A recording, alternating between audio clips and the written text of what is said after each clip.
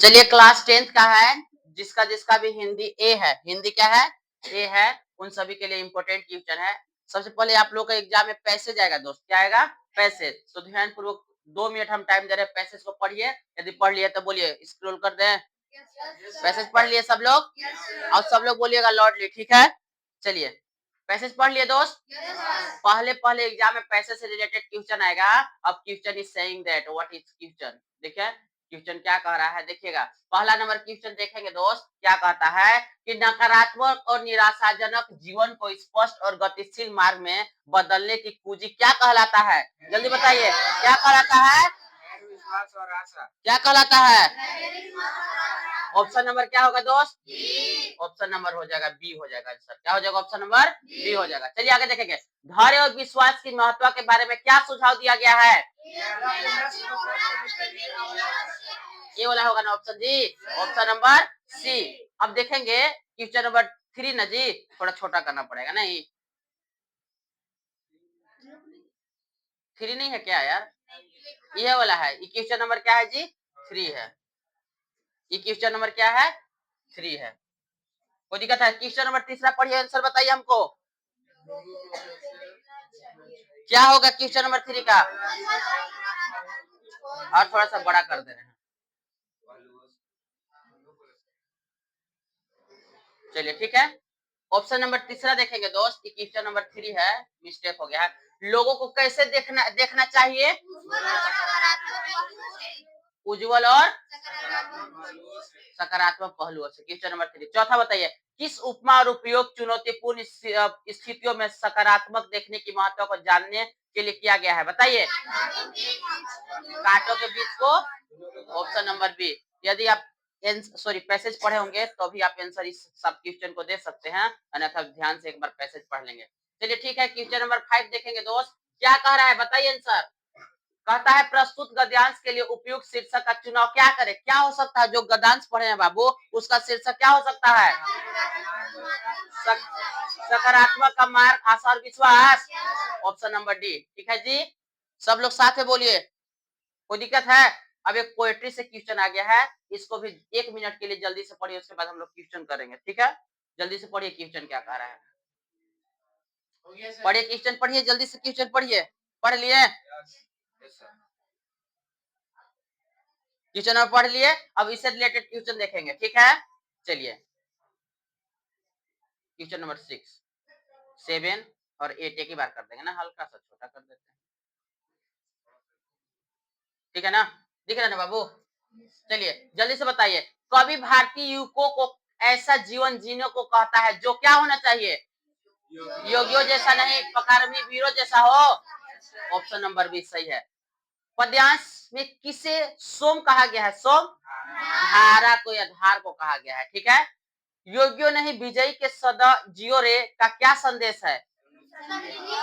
सफलता के लिए, ऑप्शन नंबर क्या हो जाएगा? बी हो जाएगा। आप लोग इधर पैसेज पढ़े होंगे तभी आंसर दे सकते हैं, अन्यथा एक बार पैसेज पढ़ लेंगे। क्वेश्चन नंबर 9 बताइए, क्या हो सकता है आंसर दोस्त। कहता है इस पद्यांश में कैसे जीवन को सराहा गया है? विजयी जीवन को सराहा गया है ना। इस कविता का मूल स्वर क्या है? आह्वान ना जी, आह्वान है, ठीक है। अब क्वेश्चन नंबर कौन देखेंगे? 11। क्वेश्चन नंबर कौन देखेंगे? 11। कोई दिक्कत है? चलिए देखेंगे, इनमें से किस वाक्य में अकर्मक क्रिया है? अकर्मक क्रिया किसमें है? खाना खाते हैं, मोहन सो रहा है ना जी, क्या होगा आंसर? मोहन सो रहा है। कोई दिक्कत है? कौन सा वाक्य सकर्मक क्रिया का उदाहरण है? रीता खाना खाती है, इन ऑप्शन होगा सी नंबर। जलद का अनेकार्थी शब्द है बादल, ऑप्शन नंबर क्या होगा? डी। अनेकार्थी शब्द मतलब पता है ना, एक शब्दों का। चलिए ठीक है, चलिए अगला नंबर देखेंगे दोस्त। इधर दो या दो शब्दों के मेल से बना तीसरा पद क्या कहलाता है? यस, क्या कहलाता है जी? समास। यथा संभव कौन सा समास है? अव्ययी भाव समास है। कौन सा समास है जी? अव्ययी भाव समास है। अब क्वेश्चन नंबर 16 के देखेंगे आंसर। ऑप्शन दिख रहा है 16 का? नीला है जो कलम, नील कमल किस समास का विग्रह है जी? कर्मधारय। ऑप्शन नंबर क्या होगा? ऑप्शन नंबर बी हो जाएगा। क्या होगा ऑप्शन नंबर जी? बी हो जाएगा। कोई दिक्कत है? चलिए अब 17 नंबर क्वेश्चन देखेंगे। 17, 18, 19 ठीक है। चलिए 17, 18, 19 से जल्दी जल्दी बताइए तो बाबू। कहता है जब वर्षा होती है तब मोर नाचने लगते हैं। रचना के आधार पर वाक्य का भेद कौन सा है? कौन सा वाक्य है जी? मिश्र वाक्य है। जिस वाक्य में कर्म को प्रधानता दी जाती है वह कौन सा वाच्य है? कर्मवाच्य है। कौन सा वाच्य है? बालक चांद खाली स्थान देख रहा है, की ओर देख रहा है। बादल क्या देख रहा है जी? चांद की ओर देख रहा है। कोई दिक्कत है? समझ में आ रहा है सबको? चलिए ठीक है, बहुत सुंदर। चलिए आगे देखेंगे। निम्न में से कौन सा शब्द समुच्चय बोधक अव्यय शब्द है? ये कौन सा है जी? अथवा शब्द है। इथा ग्रामर पैसेज से रिलेटेड। अब हम लोग बुक से रिलेटेड क्वेश्चन पढ़ेंगे, ठीक है। एक और पैसेज है, चलिए इसको जल्दी से पढ़िए तो पैसेज, उसके बाद हम लोग आंसर देंगे। पढ़ लिए? जल्दी पढ़िए, जल्दी पढ़िए, आप लोग भी पढ़िए, जल्दी से पढ़िए तो एक बार एक नजर में जल्दी से देख लीजिए। हो गया? चलिए अब आंसर हम लोग निकालेंगे। आप लोग भी पढ़िए, कमेंट कीजिए आंसर का, ठीक है।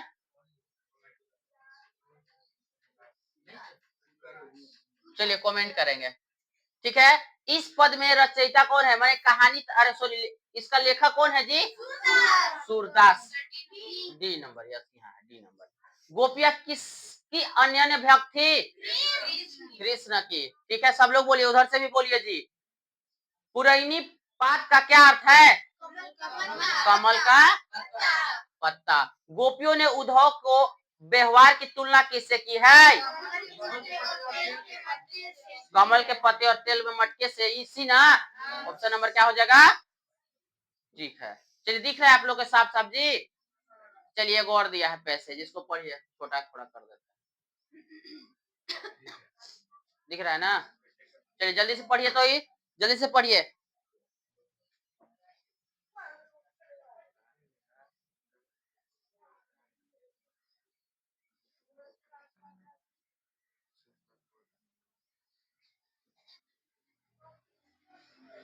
समझ गए? चलिए अब आगे देखेंगे। इसमें 40 क्वेश्चन होगा, ठीक है। दिख रहा है बाबू साहब वहां?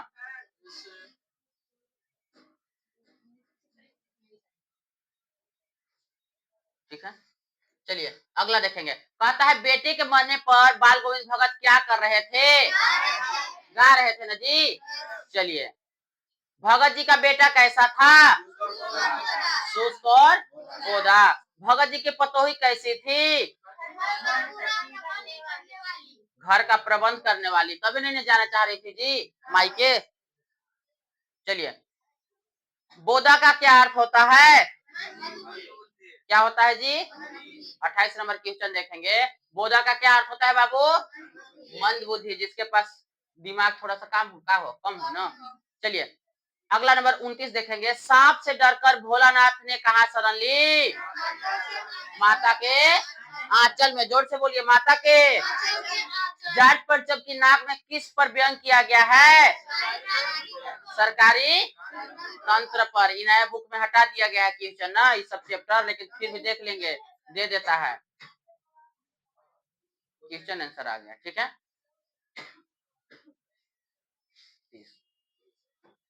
अच्छा, क्वेश्चन पर हम लोग थोड़ा सा डिस्कस करेंगे, ज्यादा इस पर समय व्यतीत नहीं करेंगे। क्वेश्चन नंबर पर देखेंगे। कहता है कैप्टन मूर्ति का चश्मा बार बार क्यों बदल देता था? तो कैप्टन मूर्ति का चश्मा बार बार क्यों बदल देता है जी? उसके पास कुछ गिने चुने ही चश्मे होते थे, यही ना आंसर होगा। जब किसी व्यक्ति को वही चश्मा अच्छा लगता था तो उतार कर वही मूर्ति पर लगाया हुआ चश्मा दे देता था और फिर वही क्या करता था? दूसरा चश्मा लगा दिया था। यही क्रियाकलाप वो करता रहता था। इसी से प्रतीत होता है कि कैप्टन वाला बार बार मूर्ति पर चश्मा बदल देता था ना जी। यही ना आंसर होगा। पठित पाठ के आधार बाल गोविंद भगत की मधुर गायन की विशेषता लिखिए। जब बाल गोविंद भगत थे उनकी मधुर गायन की विशेषता क्या क्या था? कोई बताइए, जल्दी से बताइए, बताइए।